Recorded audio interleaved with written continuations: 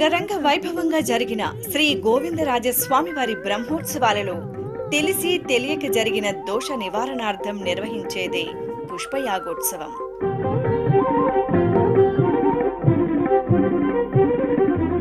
ఉభయ దేవేరుల నడుమ కర్పూరపు టారతులతో వివిధ పుష్పజాతుల పుష్పవర్షంలో మెరిసే స్వామిని దర్శించినంతనే సమస్త దోషాలు తొలగుతాయని భక్తుల నమ్మకం.